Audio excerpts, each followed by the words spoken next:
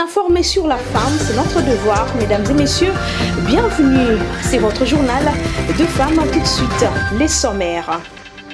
La première journée au centre financier de Kinshasa a été très marquée par les discours du président de la République, Félix-Antoine Tshisekedi Tshilombo, lors de la 10e édition du Forum des affaires Makutano qui s'est ouverte le mercredi 13 novembre 2024.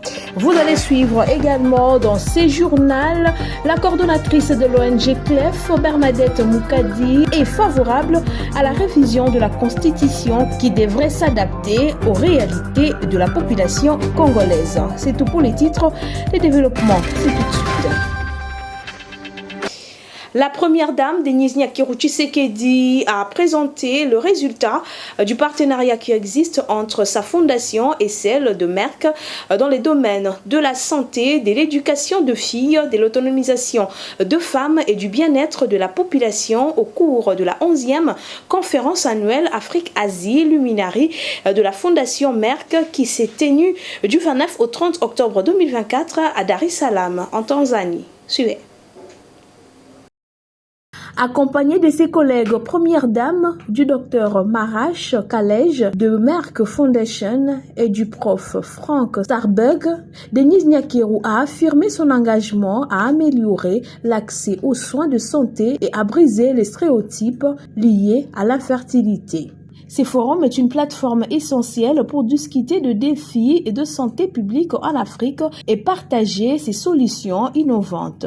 Dans le cadre de son partenariat avec Merck Foundation, Denise Nyakeru a souligné les avancées réalisées en matière de formation médicale en République démocratique du Congo. Grâce à notre partenariat, 95 jeunes médecins congolais dans les spécialités cruciales et mal desservies telles que le diabète, l'oncologie, la fertilité et l'embryologie, a-t-elle expliqué.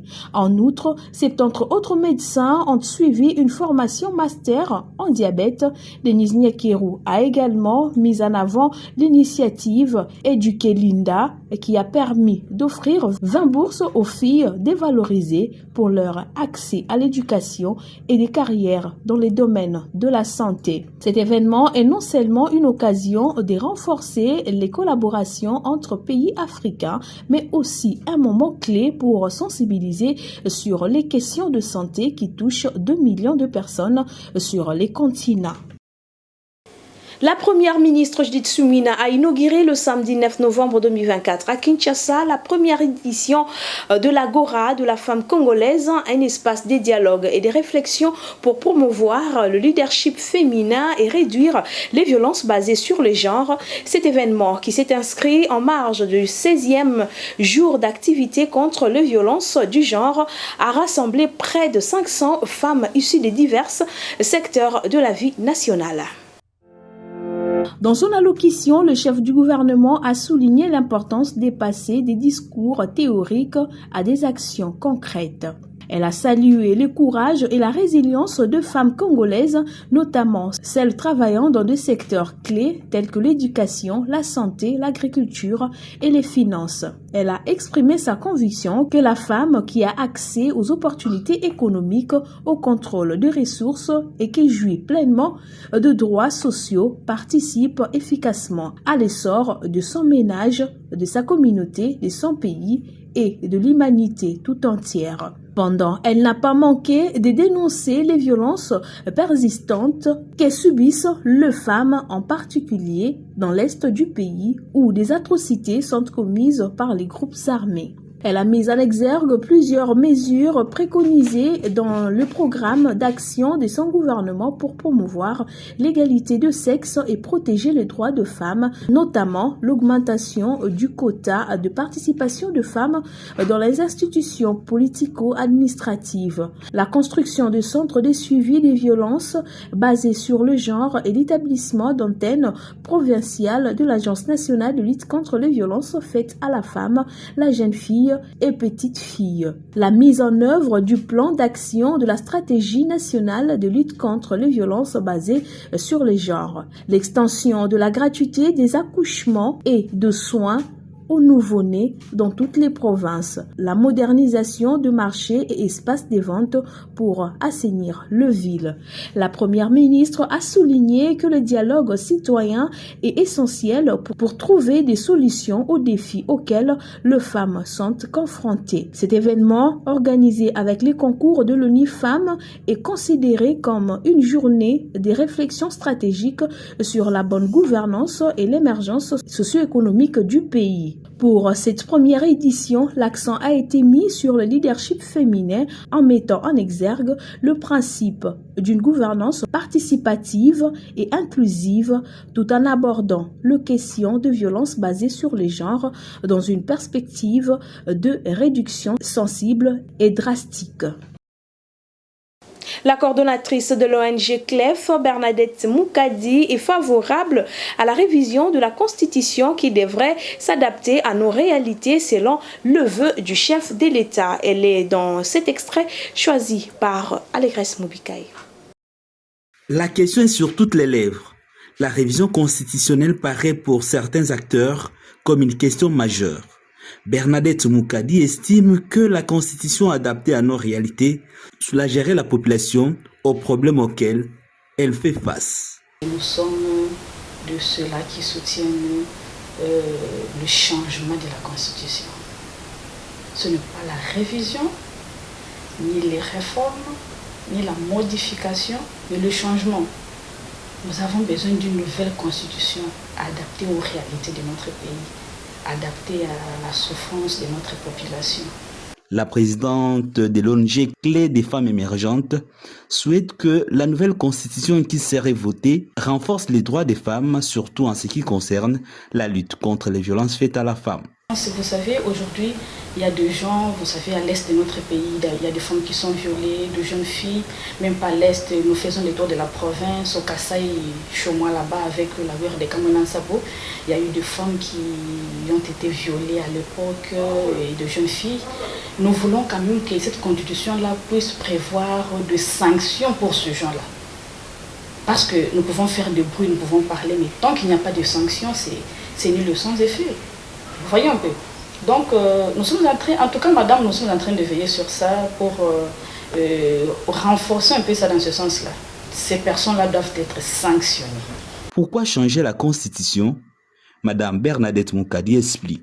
Parce qu'il y a plusieurs articles, plusieurs points qui étaient rédigés pour des intérêts personnels.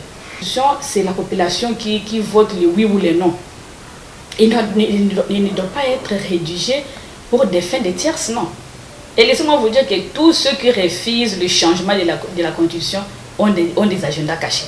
Parce que moi, je ne crois pas qu'il y ait un Congolais qui a son cœur posé, sa conscience propre, peut s'opposer au changement de la Constitution, non.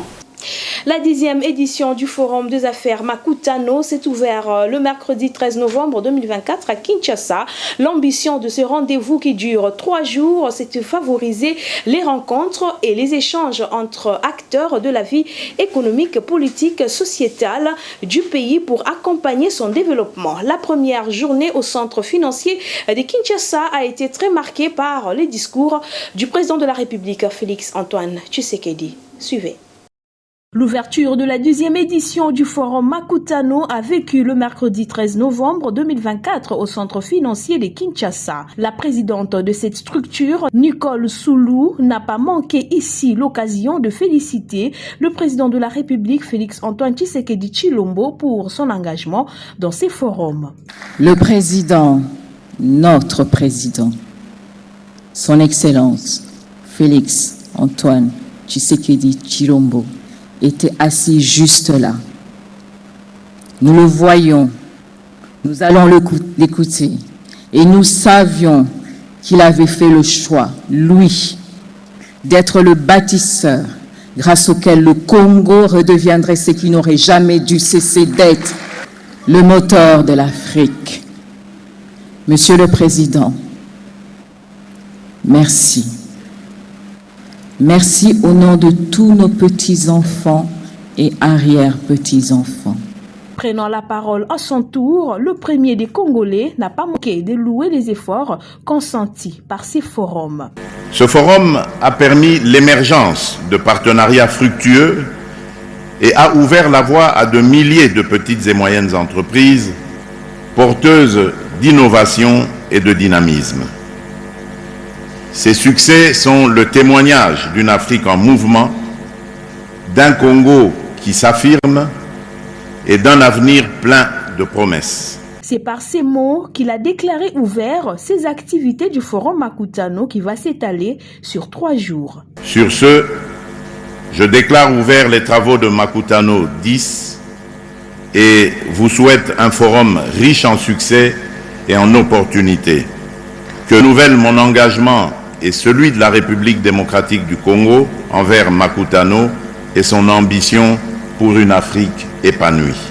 Il s'est tenu à Kinshasa un colloque sur l'autonomisation et la valorisation de la femme congolaise le 9 novembre dernier dans la salle Sinikini Village dans la commune de la Gombe, initiée par la structure Mukaji qui a totalisé ses 7 ans d'existence.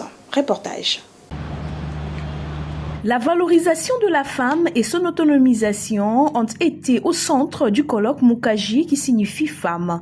D'entre des jeux, l'initiatrice Plamedi Badianyama s'est félicitée d'avoir maintenu le cap depuis 7 ans que cette structure a vu le jour en République démocratique du Congo. La reconnaissance, la valorisation et l'autonomisation de femmes, et plus particulièrement de femmes congolaises. Il y a 7 ans, en 2017, Mukaji a vu le jour à Kinshasa. Un projet mûri, transformé et affiné au fil des temps. Un travail collectif qui reste à accomplir pour garantir que chaque femme puisse vivre pleinement son indépendance. Plusieurs panélistes ont abordé différents thèmes lors de ces colloques. L'ex-ministre délégué à l'environnement Stéphanie Mbombo s'est attardé sur les comment créer un leadership féminin et s'est retombé dans les combats que devrait mener la femme congolaise. Le leadership, il faut les créer. Il faut vraiment les créer, les développer dans un domaine précis. Et c'est là qu'on vous respecte. La peur et les complexes d'infériorité restent le facteur de blocage pour l'émergence de femmes dans plusieurs domaines face aux hommes. Félicitations pour votre organisation qui valorise les femmes. Ces femmes-là, elles forment un lobby. Et derrière des lobbies, ils forment une force. C'est souvent dans l'Afrique anglophone. Mais quand on vient dans l'Afrique francophone, les femmes viennent voir d'abord vos bijoux, vos sacs, votre marque, des chaussures, qu'est-ce que vous avez porté. Vraiment, jusqu'où on ira dans ces choses.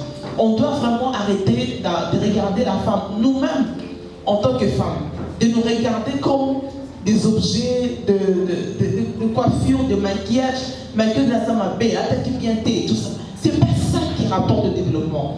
On doit être conscient que dans le milieu professionnel, on est comme des hommes. C'est par un jeu de questions-réponses, surtout venant des hommes et quelques jeunes filles, que ces colloques s'est clôturé.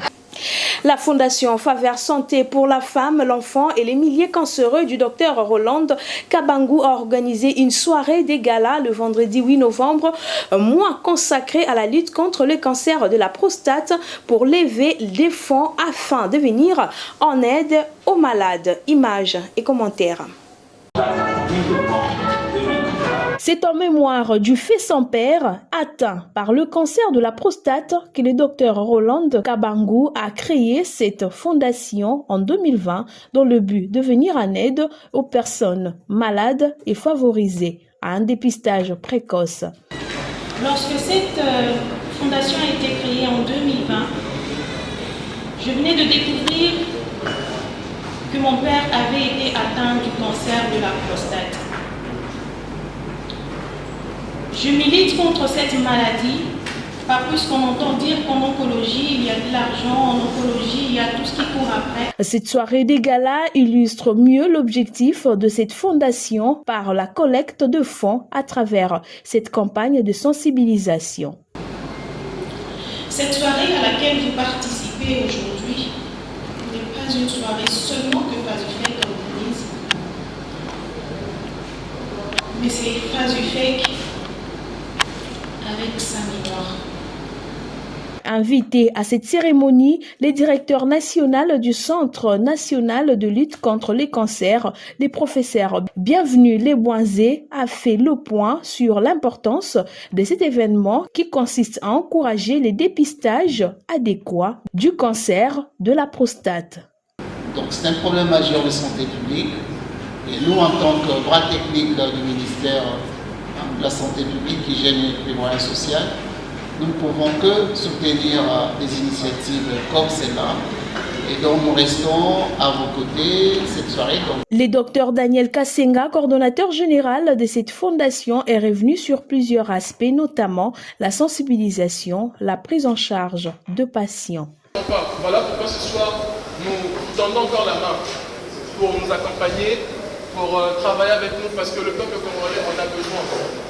Vos francs, vos capacités, vos moyens, tout ce que vous pouvez avoir peut contribuer à sauver une vie. C'est ainsi que nous bouclons cette édition. Mesdames et messieurs, restez connectés sur toutes nos plateformes. Il suffit de taper « Valeur d'une femme ». Vous aurez toutes les informations sur la femme et surtout sur les journaux de femmes. Au revoir.